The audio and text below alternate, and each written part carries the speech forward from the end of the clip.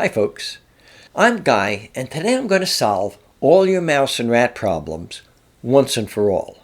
Let me tell you, I've been doing this stuff for over 50 years, so trust me, I kind of know what I'm doing. And I've seen countless people make the same mistakes over and over again. So today, I'm going to give away all the trade secrets. Why? Because I'm retired now, so I no longer have a horse in this race, and I am tired of seeing people waste their money on stuff that has no chance of working. I have saved people over $150 million so far, and I can save you money too. Now, if you think you can just set a trap and call it a day, then think again. Mice and rats are way smarter than you think, and if you're not doing these three things, you're basically rolling out the welcome mat. In the next few minutes, I'm going to show you the exact battle plan that actually works to get rid of those mice and rats for good. No fluff and no gimmicks. Just the strategy that keeps them out permanently. Also, if you stay to the end, I have some special bonus information for you, and believe me, you don't want to miss out on that. And by the way, if you like this video, please take a moment to subscribe. And please click on that like button as well. It would mean an awful lot to me. Now, believe it or not, treating mice and rats doesn't start inside your home. It starts outside. That's right. Part 1 is the outside fortress. Because honestly, the absolute best way to get rid of rodents inside your house is to make them never want to come near it in the first place. So, we're going to turn your property into a place they just want to avoid. And that means locking down your perimeter, which boils down to these three things. You're going to remove their food and water, you're going to seal up all their secret entrances, and you're going to get rid of their cover. So, let's break down each one. Look, rats are nothing if not opportunistic. They're always looking for an easy meal. So, leaving pet food out is kind of like putting out a giant flashing all-you-can-eat buffet sign. And it's the same for bird feeders. Hey, you know how messy birds are. I don't know. Maybe you don't. But if you don't, trust me, birds are pretty messy. All that birdseed on the ground is a gold mine for these guys. And as far as your trash goes, make sure that those lids are on tight and double check for any little holes they may have chewed. Seriously, if you cut off their food supply, they've got no reason to hang around. Now, it's kind of crazy, but a mouse can squeeze through a hole the size of a dime, and a rat can squish its body through a hole the size of a quarter. This is no joke. So for those little cracks and crevices around your home, your standard caulk is going to work just fine. But for bigger openings, you need something tougher, something that the rodents just can't chew right through. And that's where copper mesh is your best friend. They hate it because they just can't chew through it. Next, you're going to start thinking about things like overhanging tree branches or ivy growing up the side of your house, kind of like rodent superhighways. I mean it. They create these perfect hidden little bridges that lead them from the ground right up to your roof or attic. So yeah, get those trimmers out. You want to create a clear zone, a real gap between any landscaping and your house. Okay, so what if you've done all that, but you can tell there's still a bunch of them hanging around outside? Well, now it's time to go on the offensive by using a bait.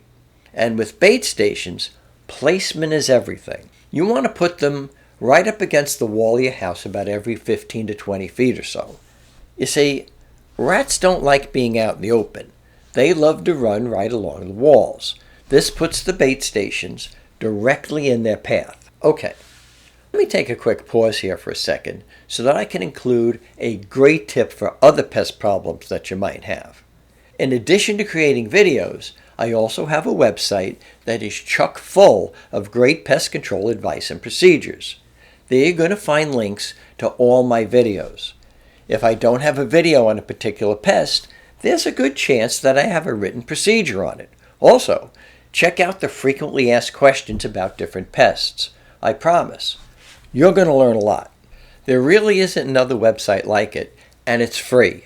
Just go to guyspestsolutions.com. You can also click on the link above, the link at the end of this video, or the link in the description. And oh, I almost forgot. If you're having problems with cockroaches, check out my book. You're going to find a link to it on my website as well. I guarantee you that this is going to end your cockroach problem once and for all. All right, let's get back to it. With the outside locked down, it's time for part 2, reclaiming your interior. Let's talk about how to deal with any rodents that have already made it inside. So, the same rule from outside applies inside too. If there is no food, there will be no rats. But this takes a little discipline. It means taking out the trash every single night. No exceptions. It means no leaving dirty dishes in the sink overnight, and you absolutely cannot leave the dog's food bowl out overnight either. If there's nothing for them to eat, they're going to look elsewhere. Now, this is a big one, so please listen up. It is so tempting to just throw some bait packets around inside. Please don't do it. The absolute last thing you want is for a rodent to eat that poison and then crawl into a wall and die. Because you can't get to it. And trust me, the smell, well, it can be a nightmare. This is why traps are always the best choice for inside. You have control, you know where the rodent is, and you can get rid of it cleanly and right away. Now, when you're choosing traps, you've got a couple of main options. The classic snap traps are cheap, they're reusable, and man, are they effective. But if you're looking for a more humane way to do it, live traps are a great choice too. Of course, for the life of me, I can't understand why you would want to let a rat live, but hey, I don't judge. Well, really I do, but I want you to keep watching the video, so shh. Uh-oh, I think I just ratted myself out. Anyway, placement is the key with traps. When using snap traps, make sure the bait side is always facing the wall, and for the humane traps, you want the opening to be right near the wall as well. You're basically intercepting them on their usual route. Okay, now for part 3, mastering the art of trapping. You've got your traps, you know where to put them.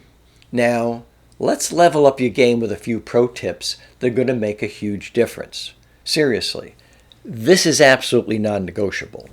Mice and rats have an incredible sense of smell. If they get a whiff of you on the trap, they're going to know something's up and they may just avoid it completely. So, always wear gloves because you want to keep your human scent off the traps. That way, it just seems like a normal, safe object in their environment. And oh, isn't this the most frustrating thing? You get up in the morning, you check the trap, and the peanut butter is gone, but the trap hasn't been sprung. They're literally getting away with a free meal. So what do you do when the rodents are just too slick for the peanut butter? Well, here's an easy solution. The marshmallow trick. A tiny piece of marshmallow is so sticky and gummy that they just can't lick it off. They have to pull and tug and work at it, and all that movement is what's going to set off the trap. It's such a simple change, but it's a total game changer. Now, to really up your chances, you want to create kind of a gauntlet that they can't avoid in any room where you know there's activity. To do this, place your traps about every 10 feet along the walls. That kind of density makes it almost impossible for them to move through the room without running into one. Okay, do you remember that I promised you some bonus information? Well, here it is. I'm going to explain how you can do the trapping safely and even more effectively too. I mean, if you have kids or pets running around, the thought of a snap trap is, well, it's pretty scary. It's a huge concern and it's totally valid, but thankfully there's a really simple and effective fix for this. Check this out. It's a total win-win. You take your snap trap and you put it inside a lockable bait station so the kids and pets can't get in. So, it's completely safe. And here's the kicker. Mice and rats actually prefer to investigate food in small, dark, and closed spaces. It makes them feel secure. So not only are you making the trap safer, you're probably making it even more effective. Look, getting this under control is all about having a system. A simple daily routine. You set your traps, you check them every single day, you dispose of anything you've caught, You give the trap a quick rinse with a hose, and you set it right back up. Just make it a routine part of your day, and you'll get on top of the problem so much faster. Okay, let's wrap this up with a few final but really important reminders. 1. Always dispose of caught mice and rats in the trash. 2. When you rinse the trap, just use a hose. Don't scrub it with soap. A little bit of rodent scent actually makes these guys less suspicious. And 3, and this is critical, never ever feed a caught mouse or rat to a pet. They can carry all sorts of diseases. That would be the rodents and not the pets. At least, I hope that's the case. So just don't do it. By the way, if you're having trouble finding where the mice or rats are getting into your home, I have a great hack for that. Just click on the link above or the link at the end of this video. I also have a link in the description as well. Okay, so there you have it. You've got the knowledge and you've got the tactics. So I guess there's only one question left.